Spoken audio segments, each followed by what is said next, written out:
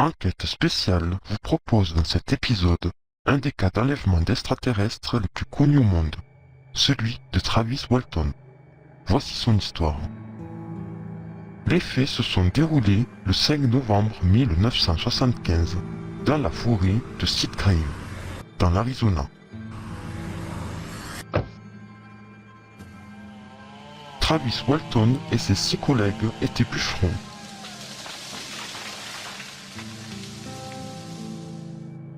Et venaient de finir leur journée de travail. Il était 18 h, le soleil venait de se coucher. Les 7 hommes prirent place dans le pick-up pour rentrer chez eux. 10 minutes plus tard, leurs regards sont attirés par une lumière à travers les arbres à une centaine de mètres d'eux. Intrigués, ils décident de rouler en direction de la lumière. Soudain, devant leurs yeux, au milieu de la forêt, se tenait une soucoupe volante. Le conducteur du pick-up, Mike Rogers, arrêta le camion et Travis Walton décide de sortir pour s'approcher de la soucoupe volante. Malgré les mises en garde de ses collègues, Travis décide d'aller voir de plus près. L'engin était stationnaire, planant au-dessus des arbres. Il était surligné de couleur or et bleu. L'engin avait un diamètre de 15 ou 20 pieds. Aucun son ne pouvait s'entendre.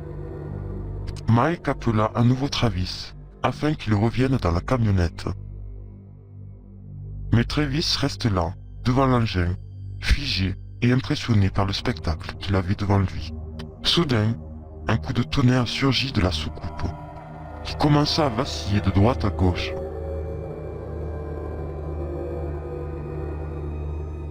En quelques secondes, un éclair bleu-vert frappe Travis, qui lui fait faire un saut en arrière de 10 pieds. Travis s'écroule sur le sol.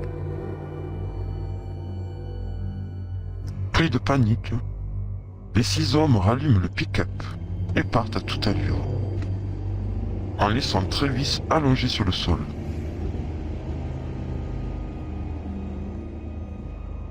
Au bout d'une centaine de mètres, le conducteur, Mike, pris de remords, décide de faire marche arrière afin d'aller chercher Travis.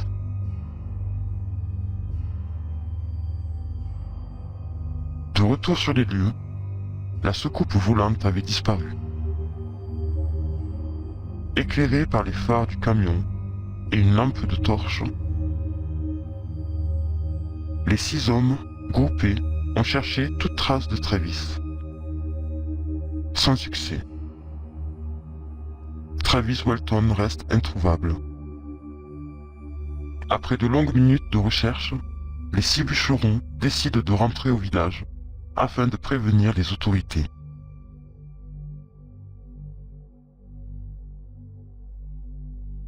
Aussitôt prévenus, les autorités locales lancent des recherches pour retrouver Travis Walton. Durant 4 jours, des battues sont réalisées afin de trouver toute trace de Travis.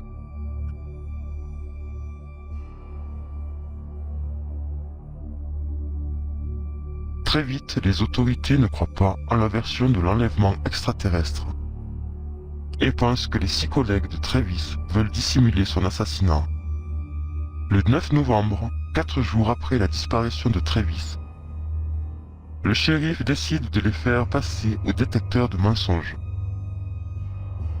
La personne chargée de réaliser le test, C. Gilson, était l'une des meilleures de l'Arizona. Durant l'examen, 5 des collègues de Travis ont passé le test. Le dernier, Allen Davis, a refusé. Les résultats du détecteur de mensonges sont sans appel. Ils disent tous la vérité. Le lendemain, le 10 novembre, le beau-frère de Travis reçoit un appel en PCV. Il s'agit de Travis, qui l'appelle depuis une cabine téléphonique. Il le retrouve en état de choc, amaigri et déshydraté. Un médecin examinera Travis et confirmera son état de choc et de déshydratation. Voici le témoignage de Travis Walton. Après que l'éclair m'ait touché, J'ai senti le vide et le noir m'envahir. La première lueur de conscience fut une sensation de douleur. Oh mon Dieu, je serrais les dents contre l'agonie. La douleur atroce m'a fait à nouveau perdre connaissance. Je me sentais mal, brûlé de partout, même à l'intérieur de moi. J'étais couché sur le dos, un goût amer et métallique dans ma bouche qui était sèche. J'avais très soif. J'ouvris lentement les yeux, j'y voyais flou. Petit à petit, ma vision s'est éclaircie. Je sentais une sorte de lumière au-dessus de moi, et j'aperçus un luminaire rectangle au plafond. Le plafond était proche de moi, alors j'en ai conclu que j'étais allongé sur une table d'une certaine hauteur. Quel endroit bizarre!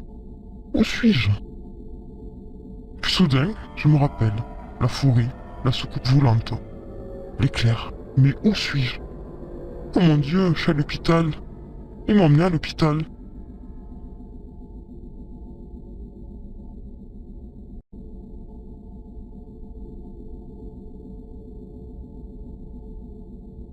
Du coin de l'œil, je regardais mon corps allongé.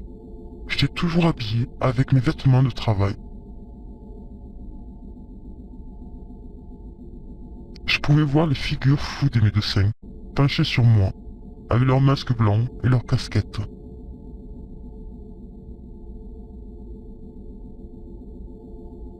Ils portaient des blouses chirurgicales, inhabituelles, orange. Je ne pouvais pas voir leur visage clairement. Brusquement, ma vision s'est éclaircie. L'horreur soudaine m'envahit et j'ai réalisé que je n'étais certainement pas dans un hôpital. Je voyais le visage d'une horrible créature. Il me regarda fixement, avec d'énormes yeux bruns lumineux de la taille de quartz. Ils étaient trois autour de moi. Pris de panique, j'en ai poussé un avec mon bras. Et je suis tombé de la table. Je me suis appuyé sur le fond du mur tout en regardant ces entités horribles. Ces trois êtres commencèrent à s'avancer lentement vers moi, les mains tendues. J'ai crié « Restez là où vous êtes !» Ils s'arrêtèrent. Ils étaient à 5 pieds de moi. Ils avaient une forme humanoïde, de jambes, de bras, 5 doigts à chaque main, et une tête avec l'arrangement humain normal de fonctionnalité. Mais au-delà du contour, toute ressemblance avec l'homme était terriblement absente. Ils étaient couverts de blanc. Ils portaient des combinaisons souples. Leur tête était chauve et disproportionnée par rapport à leur corps. Ils avaient des yeux incroyables. D'un coup, ils se sont tous les trois retournés et sont sortis de la pièce, empruntant un couloir sur la droite. Je regardais vers la porte de peur que les étrangers reviennent. Et je me suis dit qu'il fallait que je sorte d'ici. Alors je me suis dirigé vers la porte et j'ai regardé les extrémités du couloir. Les étrangers étaient partis vers la droite. Alors je suis parti sur la gauche.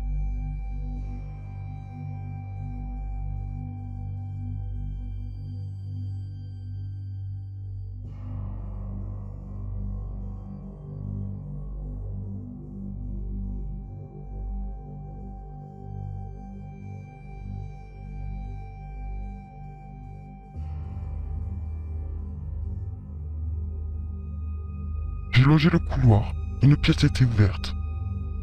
Alors j'y suis rentré, pour y trouver une sortie. La pièce était totalement vide. Il y avait juste un fauteuil dans le centre de la pièce. J'ai voulu m'approcher du fauteuil, et plus je m'approchais, plus la pièce devenait sombre. Si je reculais, la pièce redevenait normale. Il y avait des boutons autour du siège. Alors j'ai décidé d'activer les boutons, en espérant que l'un d'entre eux ouvrirait une porte. Mais rien ne se produisa. Tremblant, je me suis assis sur le siège, et j'ai posé ma main sur la poignée qui ressemblait à un levier. J'ai tourné le levier vers l'avant. Je me suis soudainement senti désorienté. Alors j'ai rapidement enlevé ma main du levier. Ce fauteuil devait certainement servir à piloter cet engin. Soudain, j'ai entendu un bruit léger qui provenait du couloir. Je me suis levé du fauteuil. Et là se tenait sur le pas de la porte un être humain. J'ai couru vers lui, lui posant toutes sortes de questions. Mais l'homme est resté silencieux. Puis il m'a pris fermement, mais doucement mon bras, et m'a fait signe d'aller avec lui. Il portait un casque. Il était extrêmement musclé et très bien proportionné. Il portait un costume bleu moulant ressemblant à du velours. Nous sommes sortis de la pièce, empruntant le couloir. Puis une porte s'est ouverte.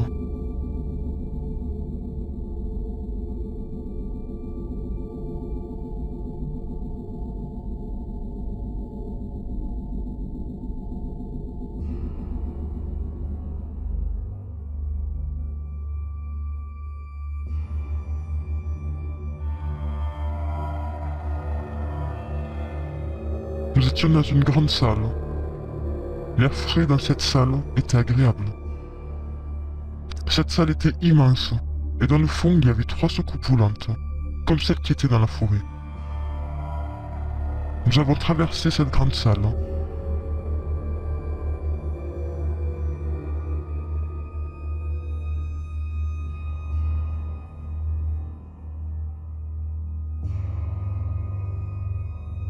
Puis l'homme m'a escorté dans une pièce.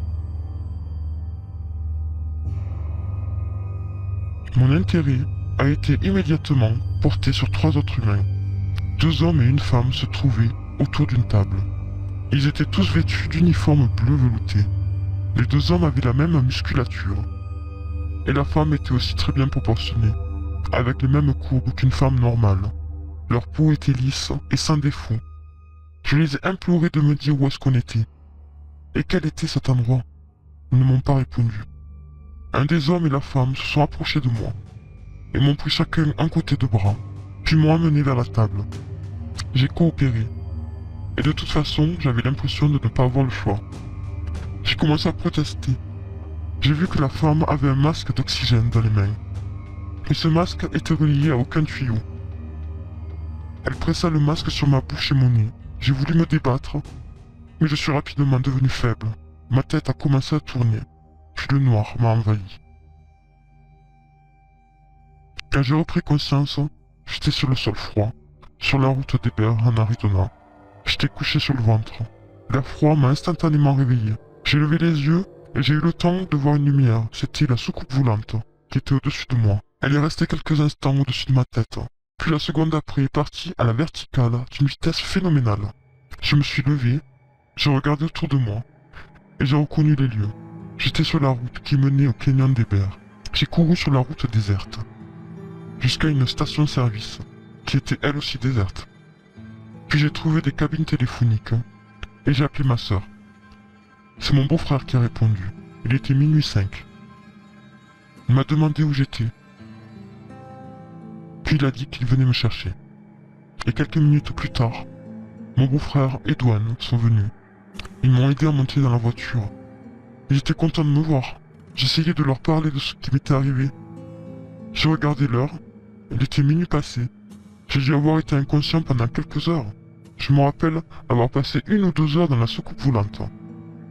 Dwayne m'a dit doucement, « Travis, tu as été absent pendant 5 jours. »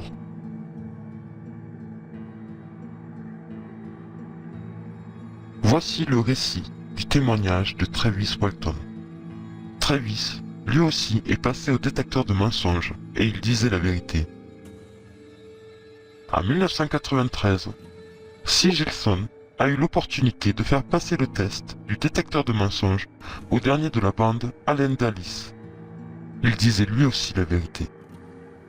D'après les experts, il est impossible que cette personne puisse tromper un détecteur de mensonges sur une même histoire. Après cette expérience, Travis Walton a écrit un livre en 1978, The Walton Experience, qu'il a réédité en 1996 sous le titre Fire in the Sky.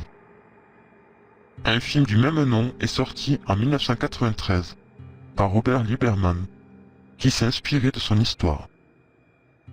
Depuis 1975, Travis Walton et ses collègues n'ont jamais changé le récit de leur histoire. Law enforcement officials say they are treating this case as a missing person. For now, officials do not suspect foul play. The area around Heber is full of deer hunters this time of year. If Walton is there, searchers believe he will be found. If he is not found, his disappearance will remain what it is now.